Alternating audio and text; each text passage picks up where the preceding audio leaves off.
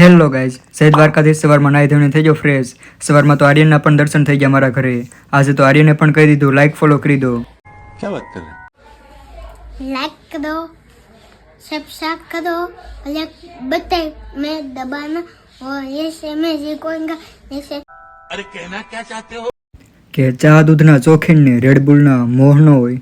અમને તો અમારા ચા દૂધનો નશો છે. અંકિત સાથે અળવીના પાનનું પ્લાન્ટ મંગાવ્યું હતું.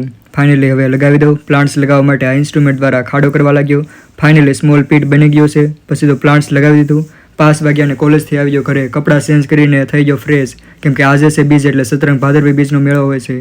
મેળામાં જવાનું છે એટલે આ ભાઈ સાથે બેસી ગયો કારમાં બેસીને આવી ગયો સતરંગ ધામ. અહીં રામાપીર ભગવાનનું ટેમ્પલ છે. મંદિર અંદર કરી લીધા દર્શન.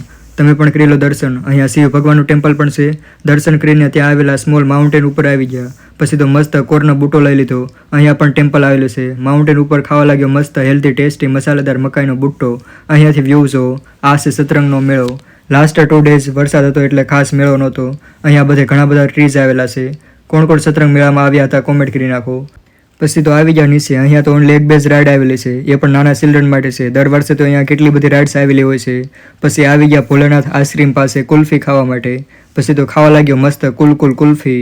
7 વાગ્યા ત્યાં તો મેળો વિખાવા લાગ્યો. બધા લોકો પણ જતા રહ્યા. કોણ કોણ નાના હતા ત્યારે આ કોટન કેન્ડી ખાધેલી છે કરી નાખો કોમેન્ટ. પછી તો બેસી ગયો કારમાં. ઘરે આવીને જોયું તો મમ્મી બનાવતા હતા ભજીયા. ચોમાસાની સિઝનમાં ભજીયા ખાવાની મજા જ કંઈક અલગ હોય છે.